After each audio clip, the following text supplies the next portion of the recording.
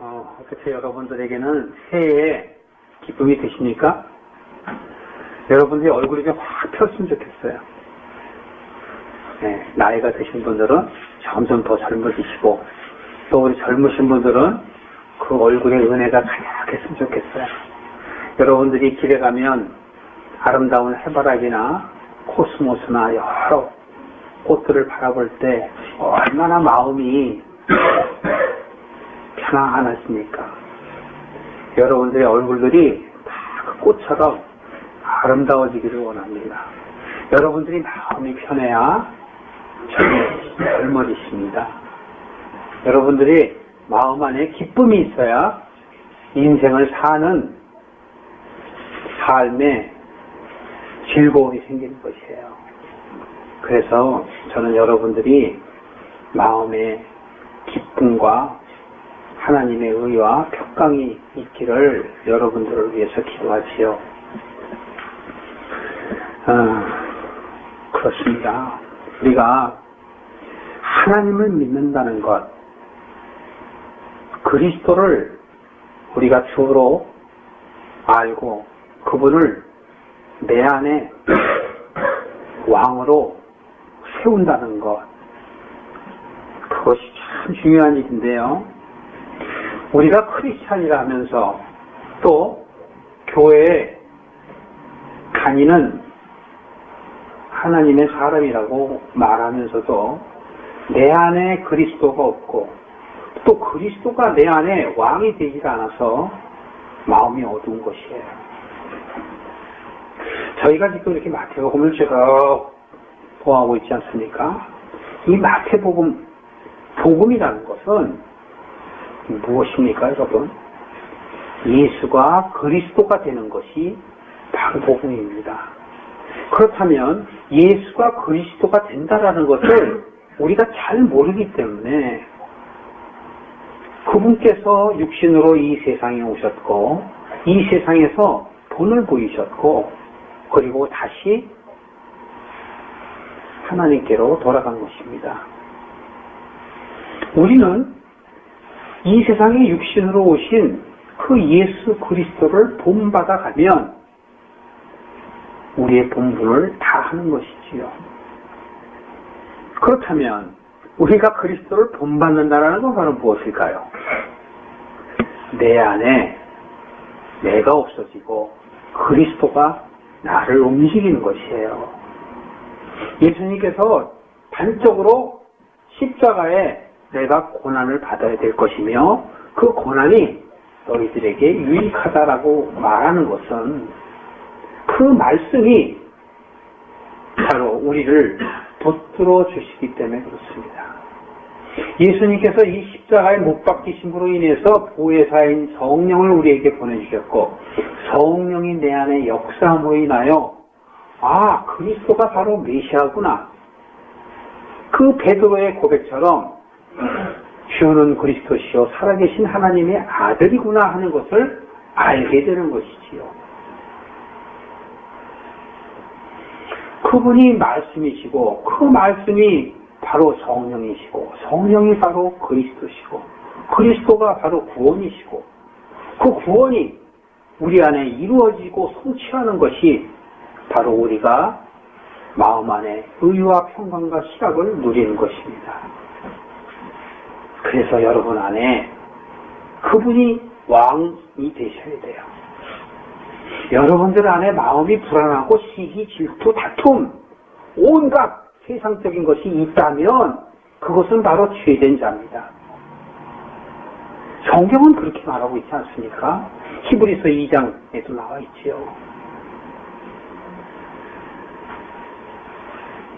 우리가 죄에 속한 자는 마귀에게 속한 자다. 사단에게 속한 자다. 예수님께서 이 세상에 오신 것은 마귀의 일을 멸하러 오신 것이에요. 마귀를 멸하는 게 아니고 마귀가 하는 일을 멸하시기 위해서 이 세상에 오셨어요. 그럼 마귀가 하는 일이란 무엇일까요? 하나님이 보내신 자들을 하나님의 뜻대로 살지 못하도록 유혹하고 미혹하고 시기하게 하고 분내게 하고 하는 그런 역할들을 해서 영적 문이 떠지지 못하게 하는 것이 바로 마귀의 일이에요. 그래서 하나님께서는 그리스도를 보내셔서 그리스도가 이 세상에 오셔서 우리로 하여금 구원받게 하시는 것이에요. 그 구원을 받는 것은 바로 예수님께서 몸소 보여주신 것이에요.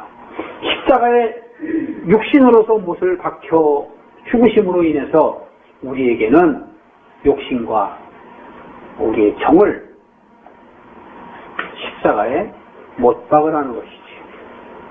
그것이 바로 예수님이 우리에게 가르쳐주신 멍에를 매라는 것이고, 또 너희는 나에게 와서 배우라는 것인데, 그 배우는 것은 온유와 겸손을 배우는 것이고, 그 온유와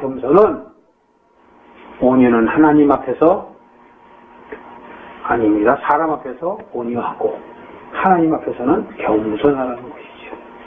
우리가 사람 앞에서 온유하면 마음의 평화를 누릴 수가 있어요. 온유하지 않기 때문에 우리가 사람과 대적이 되는 것이지요. 연말 연시가 되면 사람들이 복받기 위해서 교회에 많이 오죠. 아직도 기복신앙이 있어서 교회 다니지 않던 사람도 연말과 연시만 되면 교회에 머리 디밀고 옵니다. 안수 받고 복 받으려고. 왜요? 제사장에게 복을 주는 권한이 있어서 그럴까요? 우리들은 복이 세상적인 복을 바래요. 하나님께서는 그 복은 바로 영생이라 했고, 그 영생은 바로 우리가 참 하나님과 그가 보내신 자를 아는 것이 바로 영생이라고 했는데도 불구하고 우리는 자꾸 세상적인 복을 바랍니다. 세상에 수많은 돈을 벌고 수많은 명예와 권세를 가진 자다 할지라도 천국에 가기가 쉽지가 않습니다, 여러분. 우리가 지난 시간에도 그렇게 했었죠. 부자가 천국에 가기가 막다가 바늘길을 통과하는 것보다 더 어렵다고요. 결코 돈이 천국을 가지 않습니다. 무엇이 우리로 하여금 천국을 가게 할까요? 우리가 마태복음을 보는 것은 지금 그 천국을 알아가고 있는 것이에요. 우리가 마태복음 17장을 통해서 예수님께서 베드로와 요한과 야고보를 데리고 높은 산에 올라가시죠. 시온산에 올라갑니다. 그 올라가셔서 모세와 누구죠? 엘리야와 또 예수님 세 분이 변화된 모습으로 대화하는 모습을 그 제자들에게 보여줍니다. 그 보여주는 것은 바로 무엇일까요? 우리의 비전, 우리가 그렇게 될 것이다 라고 보여주는 것이고, 우리가 대제사장이고 대선지자고 왕이고 그렇게 될 수 있다라는 것을 우리들의 대표인 베드로와 요한과 야고보에게 보여주신 것이지 않습니까? 그런 영역에 우리한테 겨자씨만한 믿음만 있다면, 우리가 이 세상에서 세금을 내는 것처럼 가이샤 것은 가이샤에게, 하나님의 것은 하나님에게 드리는 것처럼 우리한테 그러한 수고가 있어야지만이, 우리 안에 그러한 인내가 있고 연단이 있어야지만이 우리에게 그 비전이 이루어진다라는 것을 보여주는 것이 바로 17장의 내용이었어요. 마태복음 18장의 내용은 우리가 그러면 천국으로 가는 길을 어떻게 해야 되느냐, 거기에 대해서 우리가 나눴죠. 천국으로 가는 길은 어떻게 해야 된다 그랬습니까? 첫 번째, 어린아이와 같아야 된다. 어린아이라는 것은 성경에 구약 전체를 쭉 보면은 그 어린아이라는 것은 바로 겸손한 자를 이야기하는 것이에요. 하나님 앞에서 겸손한 사람을 바로 어린아이와 같다라고 얘기하는 것이에요. 그런데 로마서 이후에 보면 어린아이 그러면 믿음이 연약한 사람들을 어린아이라고 해요. 이제 내 안에 정말 믿음이 들어오면 그때부터는 그 어린아이가 자라야죠. 바로 어린아이라는 것은 겸손한 마음, 하나님 앞에 겸손한 마음이 있어야 돼요. 그 겸손한 마음이 있으려면 저절로 생기지 않거든요. 그래서 기도해야 한다. 기도해야 한다는 것이에요. 그럼 기도를 하면 성령을 받게 돼서 성령이 우리로 하여금 하나님 앞에 겸손한 자로 만들어 주신다는 것이지요. 세 번째는 뭐예요? 사람 앞에 용서하는 사람이 되어야 된다. 용서가 될 때까지 용서해야 된다. 70번씩 7번이라도 용서해줘라. 그것은 완전한 용서가 될 때까지 그렇게 하라는 것인데, 그것은 바로 무엇일까요? 사람 앞에서 온유하라는 뜻이에요. 온유하라. 그래서 마태복음 11장 9절에 보면 예수님께서 나는 온유하고 겸손하니 내게 와서 배우라. 무엇을 배우라고요? 하나님에 대해서는 온유한 것이 아니야. 사람에 대해서는 온유하고 하나님에 대해서는 겸손하라는 것을 배우려는 것이죠. 18장 전체의 말씀은 바로 그렇습니다. 우리가 하나님 앞에서 겸손하고 기도해서 성령을 받고, 성령을 받게 되면 여러분들이 어떻게 지내? 사람 앞에서 온유해지죠. 온유. 아직도 저를 포함해서 여러분들이 온유한 게 없다면 아직 여러분 갈 길이 멉니다. 갈 길이 멀어요. 19장의 내용은 바로 무엇입니까? 남편과 아내의 비유를 통해서 그리스도와 교회를 이야기하죠. 또 그리스도와 나를 이야기하지요. 바로 그리스도와 내가 남편과 아내의 한 몸을 이루어야 된다. 하나가 되어야 된다는 것이죠. 내가 그리스도 안에 하나가 돼야 하나님 안에 또한 하나가 될 수 있다는 그런 말씀이셨지요. 그렇게 하기 위해서는 어떻게 해야 된다? 세상에 대한 보좌가 되어야 된다 그랬잖아요. 이 씨가 세상 씨가 없어야 된다는 것이에요. 내 안에 세상적인 것들이 들어와 자리를 잡게 해서는 안 된다는 것이에요. 그것이 바로 보좌가 되어야 된다는 것이죠. 또한 어떻게 해야 영생을 얻겠습니까? 어떤 선한 일을 하면 영생을 얻을 수 있을까요? 라는 그런 비유를 통해서 영생에 대해서 우리에게 말씀을 해주시는데, 그때 말씀은 부자가 천국에 절대 들어가지 못한다. 어떻게 못 들어간다고요? 절대 들어가지 못한다 라고 얘기했어요, 여러분. 그렇다면 무엇일까요? 예수님께서 부자 청년에게 뭐라 그랬습니까? 내 것을 가난한 자에게 어떻게 하라고요? 다 나눠주라고 그랬잖아요. 다 나눠주라. 결국은 내가 가진 세상적인 욕심들, 육적인 생각들, 육적인 가치관들, 이런 것들을 어떻게 하라고요? 버려야 된다는 것이죠. 그것을 버려야지만이 누구랑 하나가 돼요. 남편과 하나가 되는 거예요. 요즘 세상에 남편과 아내의 비유를 통해서 예수님께서 그렇게 설명하는 것이에요. 그 당시에 아내들은 남편 없이는 살 수가 없었지요. 그것처럼 바로 여러분들이 바로 아내가 되어라, 그런 말씀이지요. 지난 시간에 또 20장에서는 우리가 무엇을 얘기했습니까? 포도원 비유를 통해서 하나님의 은혜에 대해서 얘기했죠. 그래서 나중된 자가 먼저 된다고 얘기하시고, 먼저 된 자는 나중된다고 얘기하셨잖아요. 여러분, 그 말씀을 잠깐 볼까요? 네, 마태복음 19장 맨 마지막 절 30절 한번 보세요. 아니, 29절부터 보십시다. 마태복음 19장 29절 30절 다 찾으셨습니까? 시작.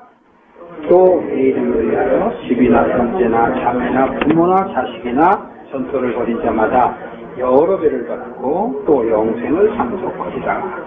그러나 먼저 된 자로서 나중되고 나중된 자로서 먼저 된 자가 많으니라. 자, 여기서 어떻게 다 버려야 된다고 그러잖아요, 여러분. 네?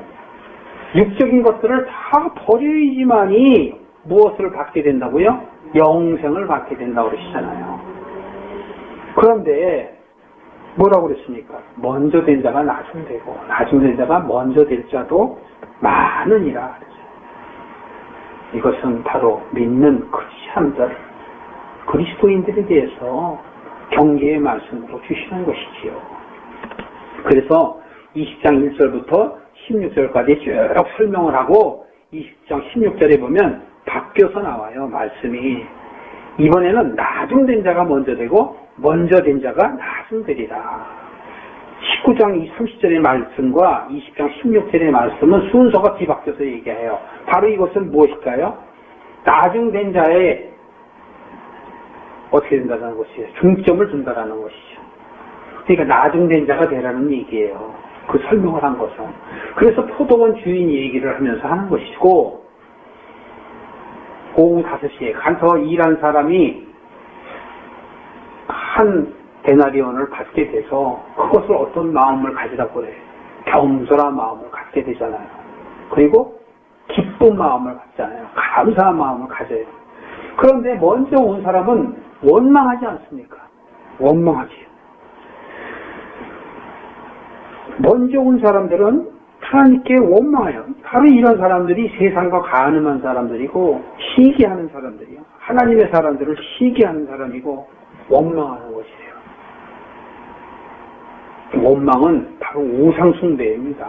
원망은. 그렇기 때문에 지난 시간까지 우리가 바로 이렇게 나중된 자, 그런 겸손하고 감사함으로 하나님의 은혜를 받아야 된다는 것이에요. 오늘 20장 17절부터 이제 20장 마지막 절 34절까지 볼 터인데요. 17절에서부터 19절까지는 예수님께서 뭐라고 말씀하시냐면 십자가에 당신이 못 박게 된다 이렇게 얘기하셔요. 그러나 부활하실 거다 이렇게 얘기하십니다.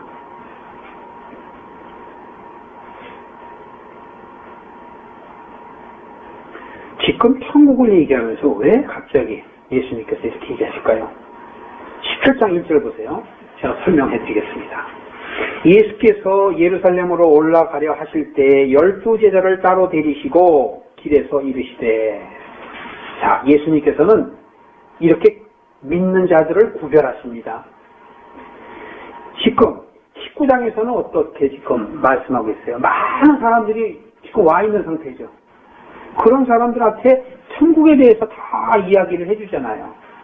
그런데 지금 17절서부터 19절까지는 예수님이 제자를 따로 데려가는 거예요, 여러분. 여러분, 천국은요, 한꺼번에 데려가는 게 아니고 따로 데려갑니다, 여러분. 구별된 사람만이 간다라는 얘기예요. 여기 제자들은 하나님이 보내심을 받은 자고, 이제 그리스도를 본받아서 이 세상에 복음을 증거할 사람들이잖아요. 그렇기 때문에 이 사람들을 따로 구별하시는 겁니다. 여러분들이 따로 구별되지 않으면 천국에 갈 수가 없어요.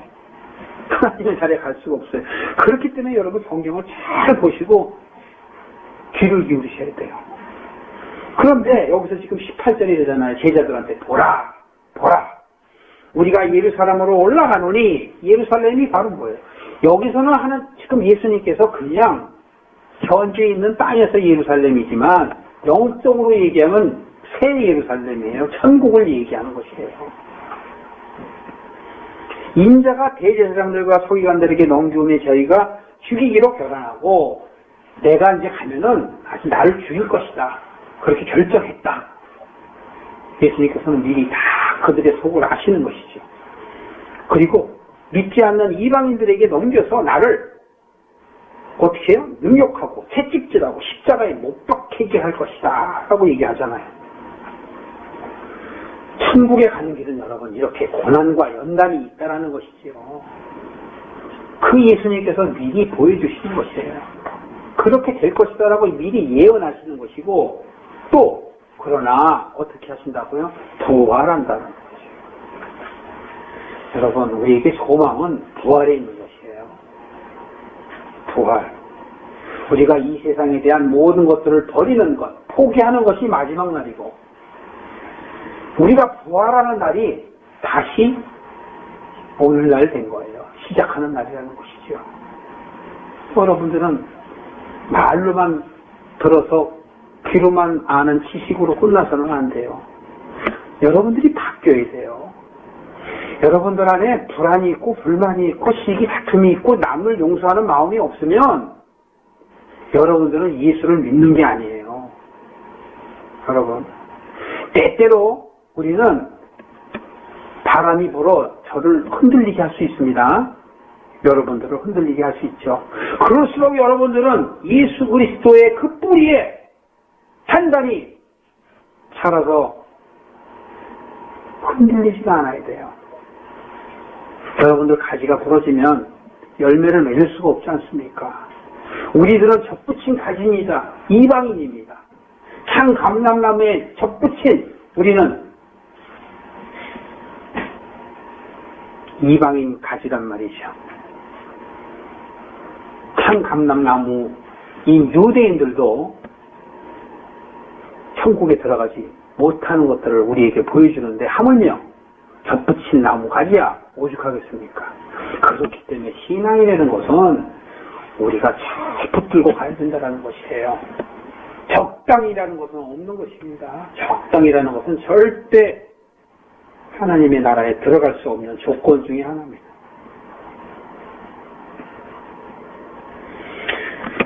자, 20절부터 보시면은 자, 예수님께서 지금 이렇게 말씀을 하셨는데 그때에 세베대의 아들의 어미가 아들들을 데리고 와서 여기서 아들들은 바로 이제 그 야고보하고 요한을 얘기하는데요.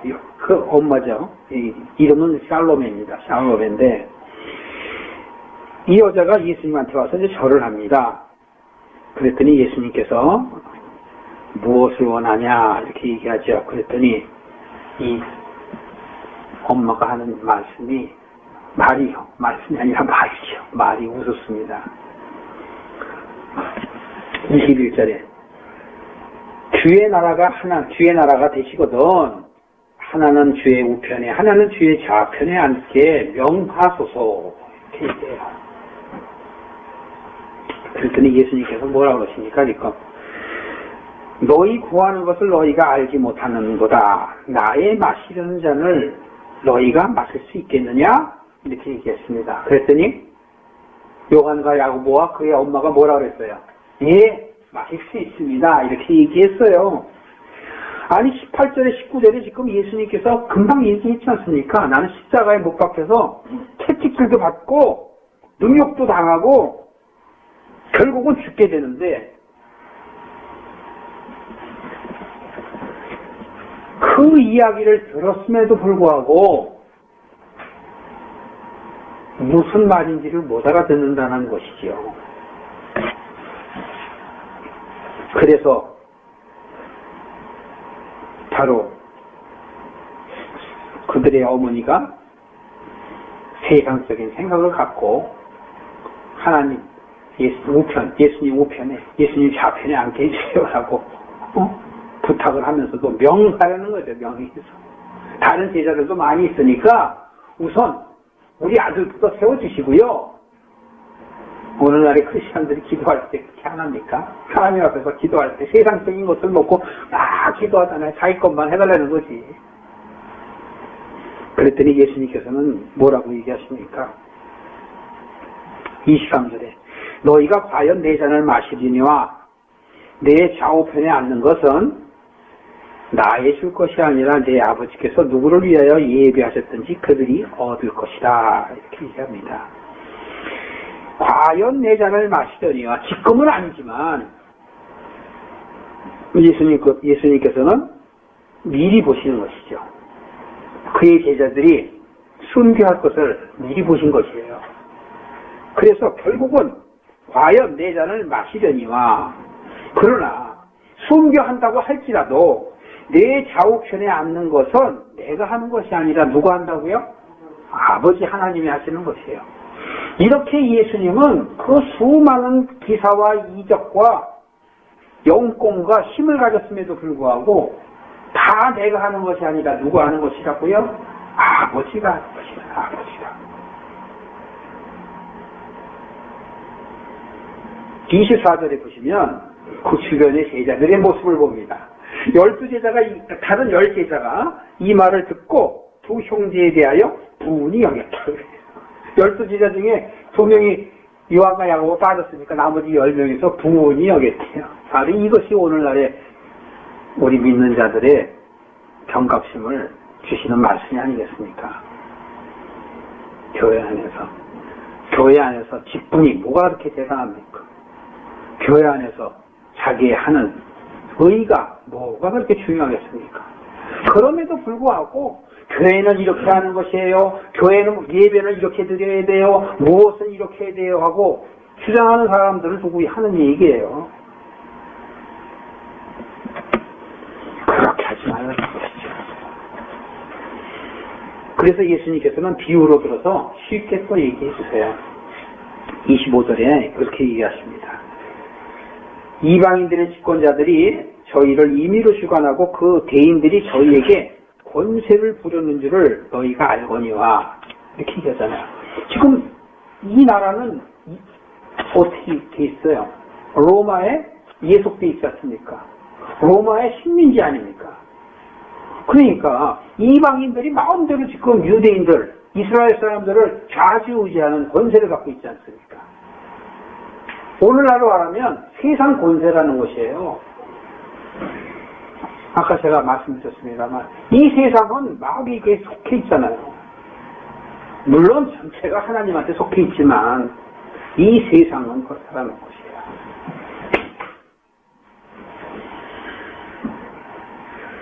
그렇기 때문에 26절, 27절, 28절까지 보시면 예수님께서는 이렇게 말씀하셔요. 너희 중에 누구든지 크고 작거든 너희가 섞인 자가 되라. 너희들이 가장 으뜸이 되고 높아지고 싶으면 먼저 너희들은 종이 되어야 한다. 십자가에 예수님께서 하늘의 가장 낮은 자로 내려오셔서 이 세상에서 십자가에 못 박혀 죽으시고 죽기까지 하시는 복종을 보여주셨지 않습니까? 순종이 아니라 복종까지도 보여주셨잖아요. 그리고 너희들이 그 잔을 마실 수 있겠느냐? 이렇게 얘기했더니 아무 뜻도 모르면서 마실 수 있습니다. 이렇게 얘기하는 것들을 보면서 이해를 못하니까 다시 지금 비유로 설명해 주시는 것이에요. 세상의 권세 잡은 자들이 너희들을 그렇게 유혹하고 미혹하고 뒤흔들고 하는 것이 너희들이 감당할 수 있겠느냐? 바로 그런 말이에요. 그러면서 으뜸이 되려면 바로 어떻게 되느냐? 종이 되라는 것입니다. 종. 낮은 자가 되려는 것이에요. 바로 그리스도의 고난의 경험이 우리들에게 필요한 겁니다. 여러분. 우리들에게 고난이 없으면 여러분들 앞에 평안한 것, 이 세상적으로 편안하고 돈 많고 편만하면 절대로 바뀔 수가 없어요. 돈이 아무리 많으면 뭐합니까? 록펠러도 그렇고 저 스탠포드 대학을 세운 그 설립자 스탠포드도 그렇고 그 근래에 와서는 그 누구죠? 빌 게이츠?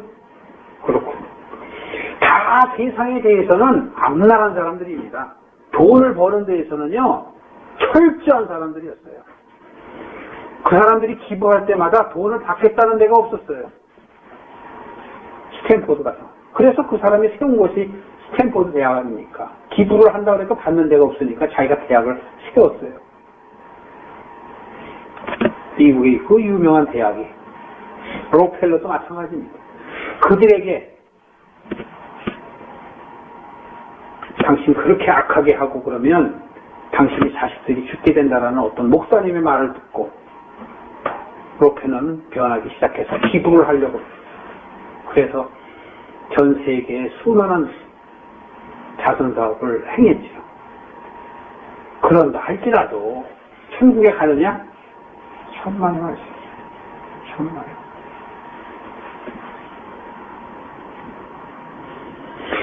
예수님께서는 28절에 내가 이 세상에 온 것은 바로 낮은 자가 되어야겠다. 낮은 자로 되는 것이고 바로 여러분들을 위해서 나는 대속물로 왔다. 화목제물로 왔다. 그렇게 지금 말씀하시지 않습니까? 29절부터 34절까지는 무슨 얘기냐면 이렇게 낮은 자가 되려면 영적으로 눈이 떠져야 된다라는 내용입니다. 영적으로 눈이 떠져야 한다. 29절 보세요. 저희가 여리고에서 떠나갈 때 큰 무리가 예수를 쫓더라. 지금 예수님이 제자들에게 따로 불러서 지금 얘기했습니다. 그리고 예수님이 지금 이제 움직이셔요. 제자들이 이제 이 정도만 이제 알아들었겠죠. 그때 예수님께서는 움직이십니다. 여리고에서 떠나갈 때